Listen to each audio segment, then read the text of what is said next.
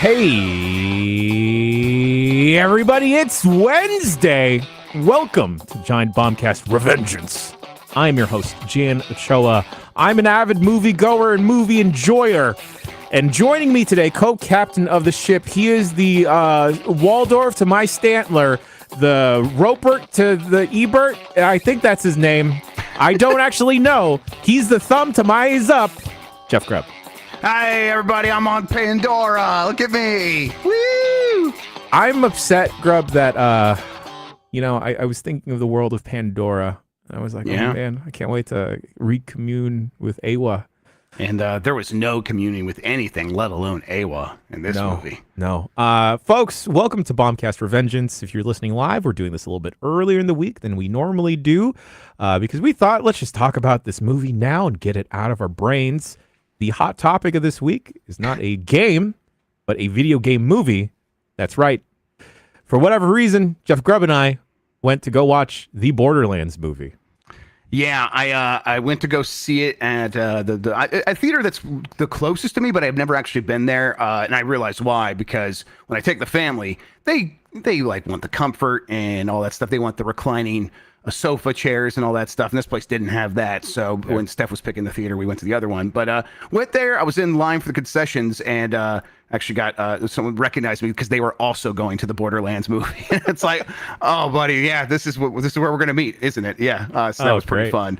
But went in, sat down and watched that movie, and I was not prepared for what I actually ended up seeing. Right. Neither was I. Grubb, I believe you might have watched it opening night. Even. Yeah, that's right. I think I went Friday night. Yeah. How big was the crowd? How big was the Borderlands? It was me and the guy that recognized me. There was like three other people. It was his buddy, and then there was a couple in front of us. There might have been some more people behind, but not many. It was under 10 total for sure. Okay. I went and watched it. I want to say it was either Saturday afternoon or Sunday afternoon. Peak movie times, I believe, for people just going, spending some weekend time. And I think everyone else other than my partner that I dragged to come with me was one of those types of moviegoers that like, oh, I'm going to sneak into another movie. I think I've heard of this because I don't know if this is everywhere, but at least my movie theaters, everything is all assigned seats. And we definitely had a lot of people kind of like looking around and then just like slowly sitting down. Sweet. To steal a seat. And they refuse to give Randy any money. And I get it. Oh, yeah. I should have done that. Done that. Grubb, Jeff Grubb, there's a lot of movies out now. There's a lot of video game adaptations to movies specifically. Yeah. All over TV and the cinemas. Yes, transmedia, big, gigantic. Mm-hmm. I read the book I didn't. That's a lie. I read the first chapter of the Balan Wonderworld book. So, yeah. Oh, God. Immediate thoughts. Yeah, my immediate thoughts were I don't think there's any other way to describe this movie other than painful. I think it is legit painful to watch. The big part of that is it gives you nothing to stand on. There is nothing to care about. The characters don't care about anything. There is the motivations are completely a mystery. The cool action is filtered through Eli Roth's insane horror filmmaking techniques that don't fit the style what they're going for here at all, and that is also an assault on the senses. So there were multiple times where I found myself with my hands on my head, sort of kind of like trying to stop it from hurting so much because it is an assault on the senses in every way, in all the negative ways. Yeah, a big part of Borderlands, I've played through the games. I don't remember the story at all, if I'm being honest. There was a door to open like that. I'm like, I recognize that. I remember that. Like, I remember the characters, Tiny Tina, Roland, Lilith, etc. Claptrap, of course.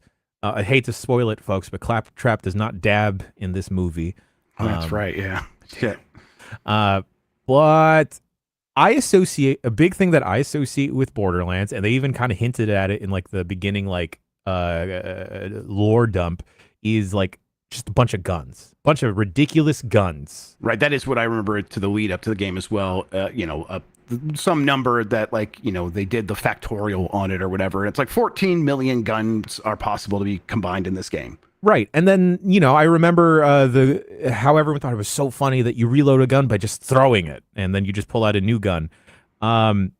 The gun combat in this movie is absolutely atrocious and boring. It's trash. Yeah, it's and I think she like makes a point. Lilith, Kate Blanchett's character, who is the star of the movie. As hard as that is to even process at this point, even after seeing it, I think there's a point where she like treats her gun as very precious or something like that, and that had not been built up through the movie up to that point. It was weird. It's just they're constantly grasping at something that feels like a story or a character progression or even like a quirk for the audience to care about, and none of it ever works. None of it ever lands. There's specifically a moment where Roland, Kevin Hart's character, sacrifices himself for the good of the team. Oh, sorry, I'm blocking my face. And him and Tiny Tina, Ariana Greenblatt have a moment, and I just felt nothing. Felt nothing. Yeah, I felt nothing. I mean, it's one of those movies where, and I was having a Colorado night, so I was even maybe perceiving this a little bit more than normal, but it's one of those movies where like you can see and feel the set in a really strong way. Yes. Especially in the scenes with Kevin Hart, where I got this, you get the vibe from Kevin Hart that he's like, oh man, what am I doing here? Like, I think Kate Blanchett like sells it and owns it as much as she can. And there's some fun stuff in there. We'll get into that eventually. And I don't blame either one for like, if I was Kevin Hart, I'd feel the same way. Like, what am I doing here? That really came across. So it just like would always take me out of those scenes. But also the scenes aren't good. And the chemistry that they're going for is so off. And they are constantly fainting. Like, is he a bad guy or is he a good guy? And every time I'm like, I don't care. I don't care. It's so, they've given me nothing. They also just continue to do nothing with the characters. I feel like with Kevin Hart's character, Roland specifically, odd casting to begin with already. Sure. But if you're going to cast Kevin Hart, let Kevin Hart be Kevin Hart, I guess. And he didn't even do that in the movie. Like, not. No, he's kind of doing like a little bit of The Rock is kind of what he's trying to be like, where he's like kind of serious, but still you could tell there's a funny edge there, but no, he's being serious action guy. It's weird.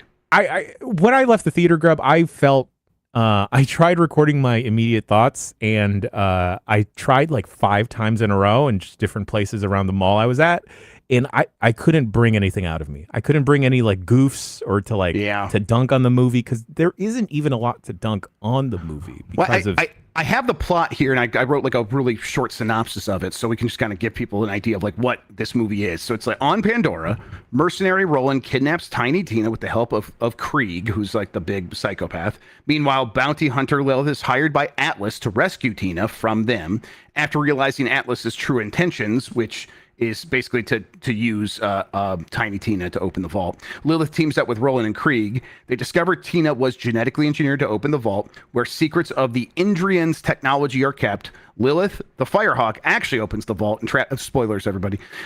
Opens the vault and traps Atlas inside, where he is dragged away by a creature. The team celebrates. That's the whole movie. And if it feels like, okay, well, I mean, what is in between that stuff? And the answer is nothing. There's nothing between those points. They just hit those beats. And what they actually do fill things in with, Jan, is some of the most mindless and, again, sense assaulting action I've ever seen. There is a portion in the middle of this movie where the team is like working together now, working towards the same goal. I never fully understood why Lilith was like moving from one team to the other. They don't really get into that or have a good answer, but whatever. She needed to be on the good team because she's a good character. That's what that needed to happen, so it did. But there's a portion in this movie about halfway through where they are just doing Borderlands stuff. So they are clearly just doing Borderlands missions, and there's no dialogue. There's no, like, you're just seeing them kind of go through caves and shoot a bunch of things. And they try to make the stylistic. They try to make it feel like there's stuff happening by, flourishes with the camera. But Eli Roth can't help himself. He gives into horror filmmaking, and then we're like zooming in on the crazy psychopaths, and they are supposed to look scary, but everything's so garish and bright, and it's just terrible. Yeah. I've had a couple people in our circles, Grubb, describe this movie as like very Spy Kids adjacent. Yeah, I mean, I think that the big part of that is the obvious green screen. Janina Gavankar, is that how you say her name? I'm sorry. I've never actually met Janina, but every scene she was in, bless her heart, was the most green screen thing I've seen in a movie in a long time. I still think her character looked pretty cool. I liked her haircut a lot. Yes. And part of me likes that trashy green screen look. But when people see that and they are thinking Spy Kids, I mean, honestly, that's almost kind of insulting to Spy Kids a little bit, because Spy Kids is doing that on purpose and having fun, and they're not doing it on purpose here. It doesn't seem like a lot of this movie was having fun, even with the source material. Like it was just like, we're gonna base this serious, hard-hitting movie off of this serious franchise, when that's not Borderlands to begin with. This movie was stuck in production hell for a bit, Grubb, right? Mm-hmm. There was a bunch of reshoots. I believe there were some rewrites as well. I don't know if that's like studio intervention popping in or whatever, or Eli Roth being Eli Roth. But I'm curious if I don't want to say the Roth cut, or like some director's cut is laying around out there that kind of makes more sense, and some of the relationships are a little bit more fleshed out, or at least like, I don't know, maybe the action could have been better. Yeah, I don't know, like, because this is the reshot version, right? There was a lot of pickups done and all that stuff. They did a lot to get this movie to this point, which makes, begs the question, what did it look like before? And I'll say, when I recorded my thoughts afterwards, Jan, other than the stuff about Cate Blanchett, which again we'll get into, my biggest takeaway was this movie feels like it was made by the stereotypical coked up executive that has no thoughts in their head and doesn't even have feelings. And it's just like, wouldn't that be cool? Wouldn't that be cool? Wouldn't that be cool? And part of me is like, did they do reshoots to make it more like that? Because otherwise, how do you end up with this? Yeah.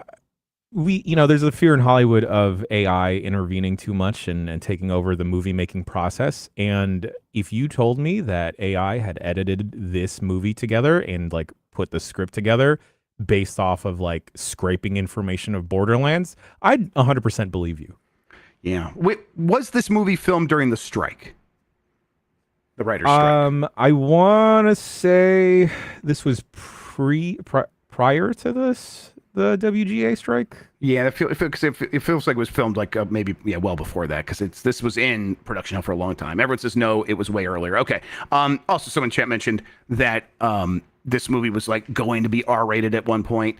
I mean, Eli Roth needs probably that R rating, but that doesn't fix this movie, right? Nothing like that would not be. That's not what this movie needs. The movie needed something to care about, and I found myself in the movie, really all I could care about was imagining what Cate Blanchett was thinking, which is, I don't know how she ended up here, Jan. I don't know. So, I mean, to kind of recap that, she's a 55-year-old, beautiful, accomplished woman, actor who has just done everything and kind of is on top of her game in a film that she filmed after this, in Tar. I think she's incredible. And I would just love for her to have an opportunity to explain what led to her doing Borderlands. Is there someone in her life that's like, oh, I like Borderlands, you should do that? This could be a franchise. Maybe it's her, her agent saying you need a franchise. This could be it. It could be that cynical. Whatever it is, she is trying pretty hard still in this movie. Like, she is not like just phoning it in. She's doing stunts and stuff like that, and like rolling around. And I respect it. And I'm at a point where, like, she had fun. And I don't think this hurts her career even a little bit, because it just makes her seem more interesting now that she did that weird Borderlands movie. Yeah, I think so too. And if we're looking at like the costumes for this movie, she probably had, I guess, the most intricate costume. Like, she had the whole Lilith wig with like the side swoop. Yeah. Jamie Lee Curtis just wore a red jacket, and Kevin Hart only put on a beret.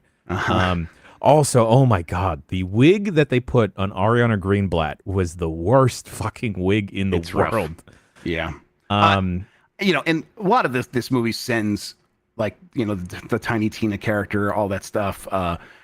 It does go back to the game. Like, that's who these characters are a lot of times, just a manic pixie dream girl with explosives, right? That's who that character is. So they put that in the movie. Maybe it works in the games. I don't care. It definitely doesn't work here. The one that I was like, I'm the most conflicted about is Jamie Lee Curtis, because that character, Tannis, is autistic in the games. It's just, we know Jamie Lee Curtis so well, so it feels like a caricature.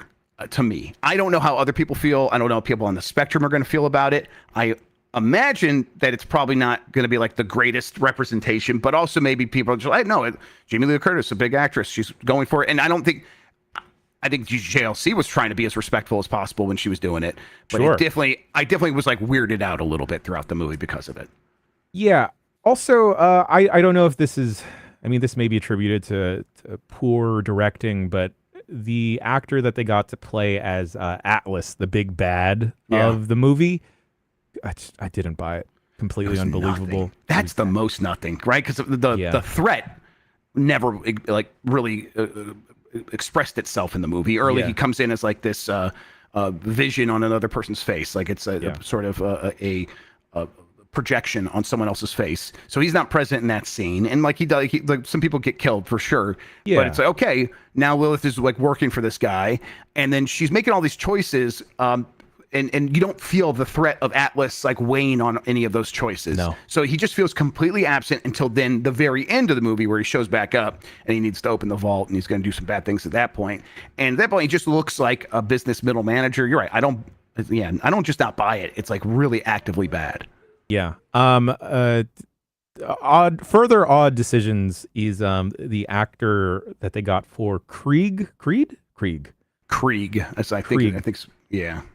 He played Victor Drago in the Creed movies, which I thought he was very good in those. Yeah, he crushed that. That was awesome.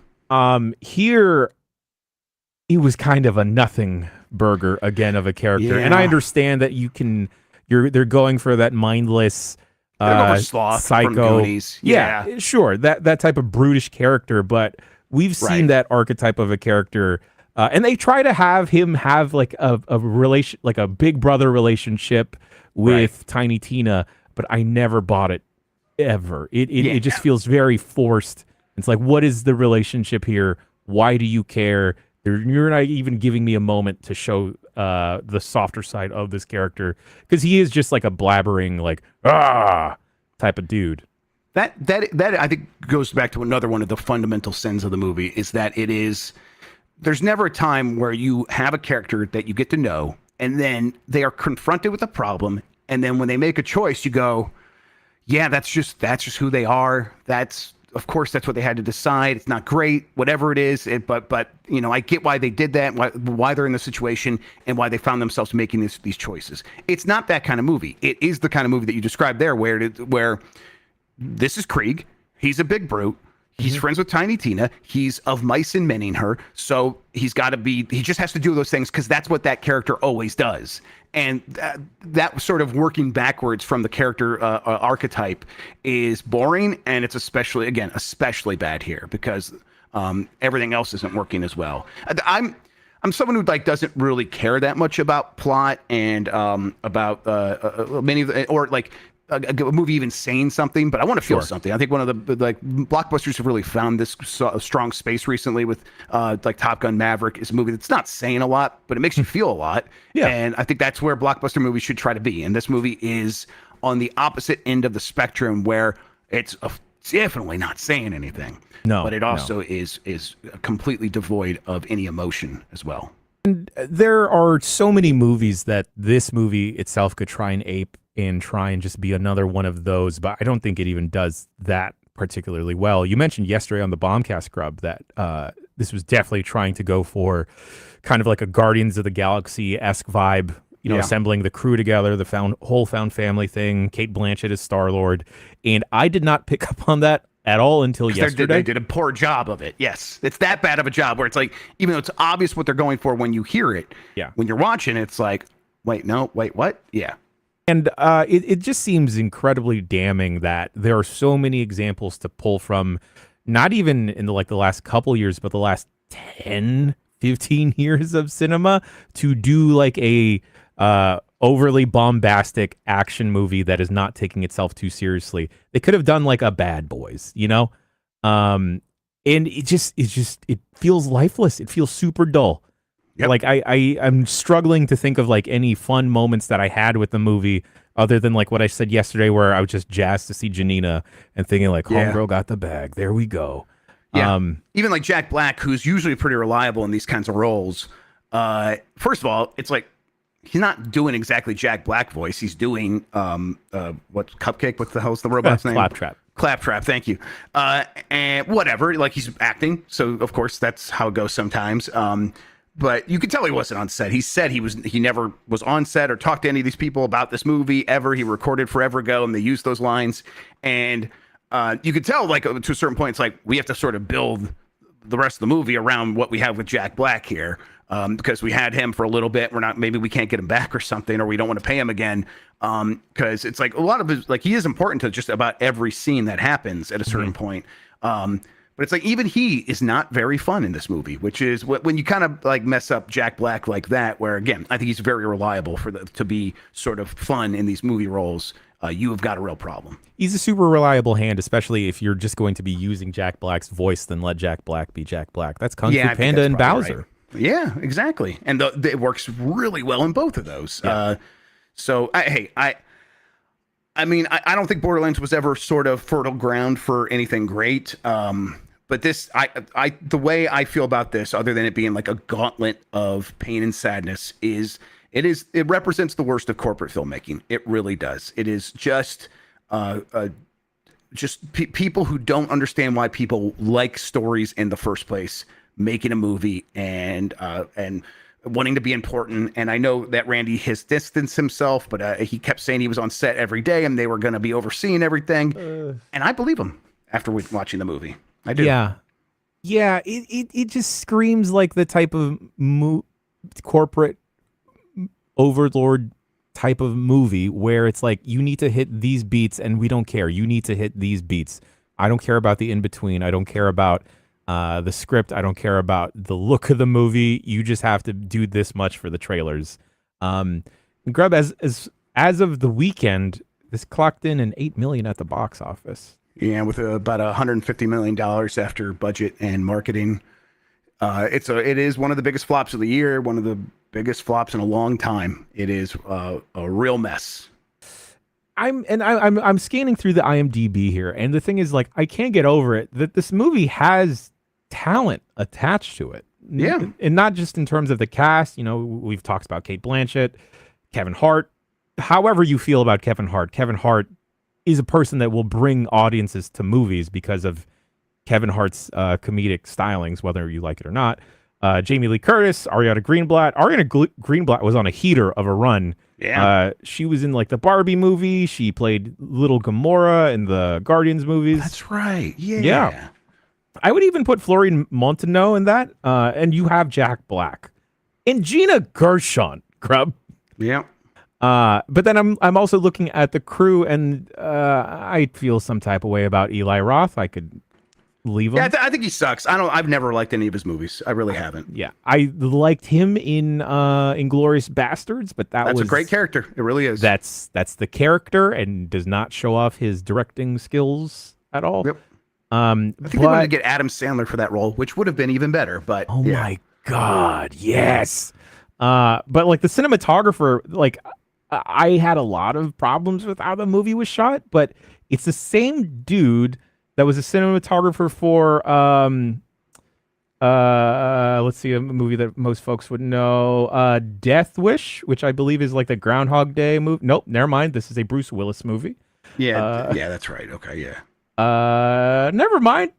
It's okay. He did School of Rock. Okay. Sure. Okay. All right. Worked with Linklater, right? That would be pretty good. I mean, like, there's so many, like, sorry, Grubb, but like even you could ape the action timing of a movie like Zombieland, which I feel like could have been like a 1-to-1 thing of like, let's just take the psychos and just turn or zombies and turn them into psychos here, and that doesn't get conveyed well at all. There's you don't get anywhere close to that. Like the mini horror sequence that you alluded to in the middle of the movie, it's just like, this is out of place. We didn't earn this at all. We just literally walked up to this spot.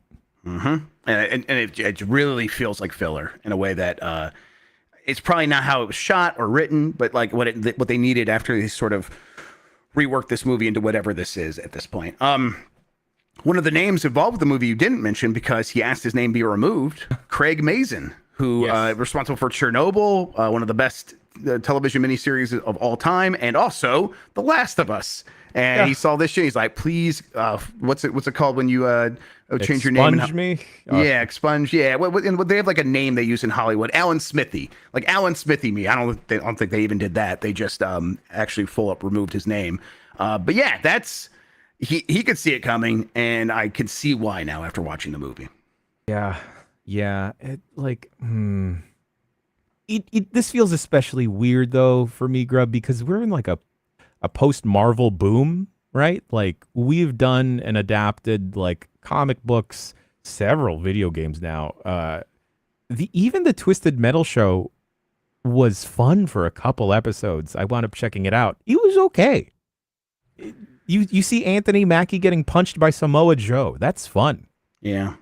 I just think that they just fundamentally don't understand what they were doing. I think it's a movie that has a lot of stuff that does happen, and it feels like someone describing their tabletop RPG game to you, where they don't tell you any of the reasons why people made choices or who these characters are, but it's like then this. It's an 8-year-old telling you the plot of their favorite show, blah blah blah blah blah blah blah blah blah, and that's it. And I think that there are some people probably responsible for this movie that think that's what a story is and that's what a movie is. And it's completely wrong. And this movie feels completely wrong as you're watching it. Yeah, Grubb. God, I'm just staring at the IMDb and just seeing Cate Blanchett attached to this. Yeah. I mean, it's astounding. She'll be fine. And I parts of the movie where I'm looking, I'm like, she's striking. She's amazing to look at. She is making this kind of bad costume work even. 100%. You know, I will associate the character of Lilith with her that much. I'm not going to think about the video game character and that. Yeah. But yeah, it is really baffling. And I did go like into Mike's chat afterward, and the thing I did say was, this will be the movie I think about the most when Cate Blanchett dies. Now, I don't think I'll probably die before she does, but still, that's where I'm at with this, where it's like, I think this makes her more mysterious and interesting. Like I said earlier, where I'm so desperate to know how she ended up in this movie. God, I need to learn that half of that $185 million went to her. Yeah. Right. I hope it did. Yeah. God, the last thing I said, I wrote this on Twitter, was it does feel like the movie they were making in Tropic Thunder, where it's just everyone feels like they're maybe doing something and they have nothing, and it's all just a bunch of egos bumping into each other and kind of people looking around like, wait, how did I end up in this movie with you doing the thing that you're doing? I think I put this in our little compadres Discord, Grubb, but this definitely, the entirety of this movie feels like a bad Saturday Night Live sketch during one of the off seasons. Yeah, one that goes on way too long. Yeah, it doesn't really know what it's doing, and so they really don't know how to end it. Yeah, the moment that really broke me the most, Jan, was at the end, where they are building up Tiny Tina throughout the movie to be special, and she is like coded as a very young girl in the movie, and she's like, I'm special. I believe that I'm special, and I'm going to deliver on this promise, and I will open the vault, and I'll use what's in there to save the day. And the way they handle that is, no, you're not. The main character's special, actually, and she's going to be so badass, and then you're going to have to sit there and be kind of sad that you're not special, but don't worry, she'll tell you you're just not special in that way, but you're still special. I'm like, what? Just on its face, like, what did you want us to feel in this moment? Yeah, I feel the disappointment of a little girl. That's what I feel. Yeah, do you want me to be excited that Cate Blanchett's being a badass with fire wings? Because I do not. Are you crazy? God. Like I don't know how that's like that series of storytelling moments gets through to actually be on film. It's crazy. It feels very confusing, Grubb, because as you bring up that sequence, I don't think this movie knew who its main character was while it was shooting. Yeah, it really feels that way. Yeah, because it's like the way you do that is Lilith thinks she's going to open the vault, and like she didn't believe. And then halfway through the movie, she's like, all right, I'm back in. Actually, I am a vault hunter. Because the whole first half of the movie, she's saying, I'm not a vault hunter. I'm not a vault hunter. I was born on Pandora. I'm not a vault hunter.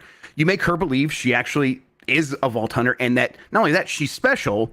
And then in the last moment, she recognizes, no, I'm going to empower this other character that I've been protecting, that we've all been protecting, let her become empowered and recognize her strength.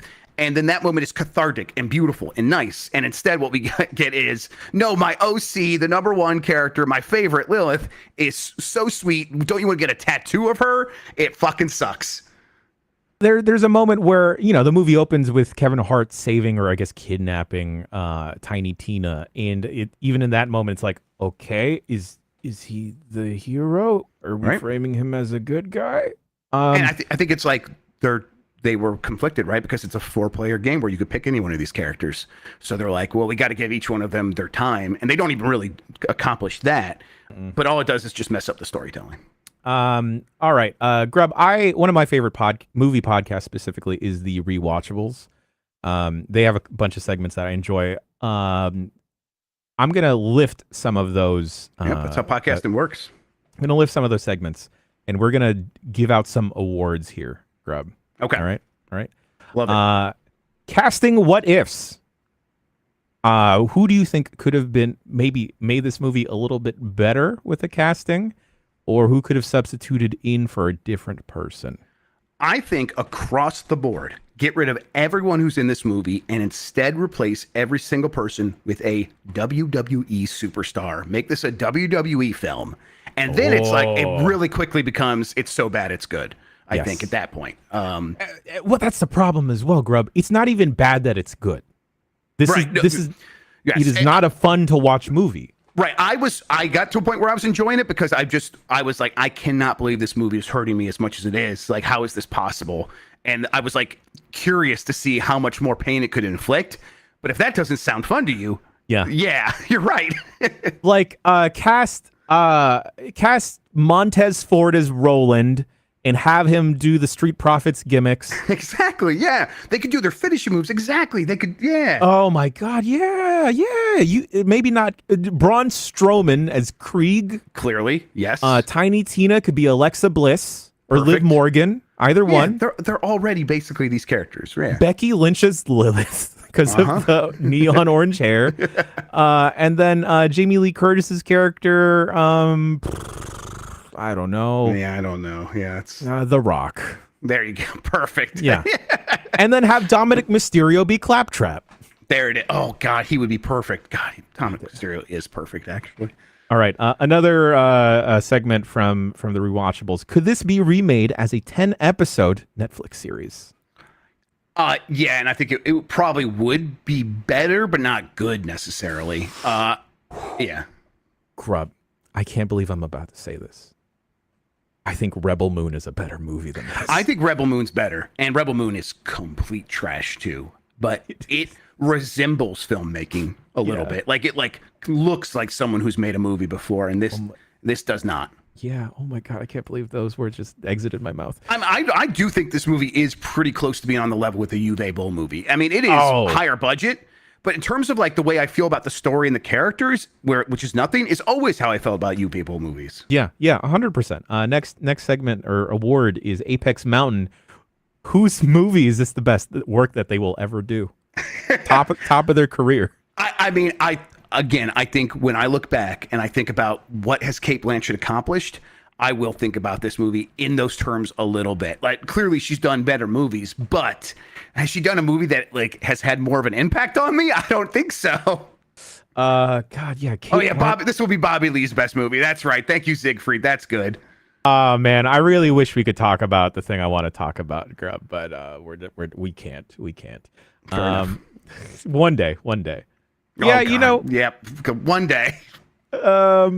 That's embargoed forever. Yeah, so it's not our story to tell, really, everybody. I'm sorry to tease. We're just so excited about what happened in this thing. We wish we could tell you one day. Okay, I'm pretty sure I can share this. There was a moment where mid-interview, Bobby Lee stops the interview and points at me and goes, "The Asian guy with the mustache, him and I vibe." And then he blew a kiss to me. He's a character. Mr. Yep. Bobby Lee. Okay. Last couple segments that Rewatchables does. Part of that interview is like up somewhere, right? Like, Yes. okay. Emma goes with Janina Gavankar, friend of the site, Bobby Lee, and gosh, I forget his name. He's Dutch in Red Dead Redemption. The bus driver in this movie. Right. About what video game would you adapt into a movie or TV show? Right. So you can watch the content that was produced out of this, at least. Yeah. All right. And the last segment is who won the movie? God, do we have to pick a winner? I don't know if anyone won this movie. I think that the streaming services have won this movie, because what's going to happen is after this one, everyone's going to be like, movies are still too complicated and difficult to pull off for a video game adaptation, so we should take them all to Amazon and Netflix. And I think that they will have more of the pick of the litter, even more so than they had before. Yeah, even as a streamer movie and like the morbid curiosity to check it out, Grubb, I can't say that I'd be motivated, because in the time that I had unlimited Paramount Plus, I never once checked out the Halo TV show. No way. Yeah. No. I would rather do anything else, I think. Yeah. Sorry, one more segment that the Rewatchables does. This is called the Danny Trejo Award. Would this movie have been better or worse with the involvement of Danny Trejo? Better. It's usually got to be better, right? Like for that one, yeah, it would be better. I would have at least popped a little bit, but well, I probably would have felt sad for him quickly after that. So I don't know. Danny Trejo is like claptrap for a second, you know? That'd be fun. Yeah, That'd be fun. His programming gets scrambled and gets reset as Danny Trejo. I'd like that. Yeah. I mean, whenever I hit my head, I start talking like Danny Trejo for a little bit. Yeah, I do calling too. myself Machete. Yeah. Yeah. It's not a big hit at parties. It's it's kind of upsetting. Just like this movie. Jeff Grubb, do you think we'll see a sequel? Fuck no. Absolutely not. We're not going to. Yeah, they're going to bury this thing. Everyone that is not Randy Pitchford. I mean, Randy Pitchford's going to bury the movie. I mean, yeah, it'll be something that will be a sore spot. Like right now, he's making jokes about it, but that Dom interview he did with Logan Paul, where Logan Paul's still butthurt that Dom's bringing up Japan. That's how Randy Pitchford's going to feel about this movie in the future if you bring it up. So, yeah. I think this is the end of the Borderlands movie franchise. Gosh, yeah. I can't even see this doing well in other markets because it's just not fun. Yeah, I think that I think it had like a $16 million total global opening, so it made about as much, and that's usually how it goes. You make about as much worldwide as you do in the United States, and yeah, that's not going to save it here. Yeah, it's rough. Last question for you, Grubb. Do you think this movie will get referenced at all in the next Borderlands game? Yeah, I think some of the writers will try to be cute with it. Yeah, I think they will. I mean, you know that scene in Evil Within 2 where they say like the title of the game and they like look at the screen. I think they'll do that bit in the next Borderlands game, and that'll be fine. That's where the movie should live, is in vague references as jokes in the video games. I hate that I'm going to say this. Jeff Grubb, but you and Lucy talked about this earlier today on Game Miss Mornings, but I am quite tired of Ryan Reynolds' whole shtick. Yeah. I think this movie would have been better with Ryan Reynolds directing it and or writing it. Yeah, because just sort of being on set to like be the guiding hand. Yeah. Okay. Yeah. All right. It's you're not wrong on both counts. The shtick is getting old, and this movie would have been greatly improved, actually, with his. I mean, I think having someone with any sense of humor and storytelling on that set would have been a positive influence. Because what are you talking about? Kevin Hart was there, King of Kevin Comedy. Hart was checked out. Kevin Hart was probably thinking about whatever 5 other projects he has going on at any one time. It's like Dwayne's not texting me back. What's wrong? Exactly. God. Okay. Grubb, what's the next upcoming video game adaptation? Is it The Last of Us Part 2? Last of Us Part 2 is definitely coming up pretty soon. There is, I think, doesn't Sony have some other ones in the works? Last I heard that Horizon show kind of got reset because it was coming in over budget based on the scripts, and the scripts weren't very good. But again, I hear that stuff, and I don't follow Hollywood close enough to know how much of a problem that is. But that could still happen. Yeah. I don't know. I'm not sure what else is happening. Especially at the movies. It does feel like it's all streaming going forward. I did watch that new Kingdom of the Planet of the Apes movie because the director is supposed to direct the upcoming Legend of Zelda movie. That's right. I liked it. It was good. I have that. I'm going to watch that at some point. I really like the previous ones that weren't directed by him. So I'll check this out. I like the actor that plays, I think, Proximus, Caesar Proximus, whatever it is. I like that guy a lot. So I'm like, okay, I'll definitely check this out. But yeah, I mean, I think that's where we're at now. It's like, oh, hey, man, that Zelda movie live action from Sony Pictures is happening. Yeah. Like what is that going to be able to buck this, this trend? That's another show that probably would be much better served as being a streaming show where stakes are a tiny bit lower, but the budget's still really high for a TV show, and they can explore like the world a little bit more, the way they do on, Lord of the Rings TV shows and other stuff like that. But I don't know. We'll see. I'm hopeful. Yeah. It's just this seems like several steps back after the last couple of years, Grubb. Yeah, we're back. Like, bad video game movies are back, and it's kind of cozy and warm and homey. Like, I'm like, yeah, this is what it should be. I'm like, I was never worried that we were not going to get bad video game adaptations. Of course we were.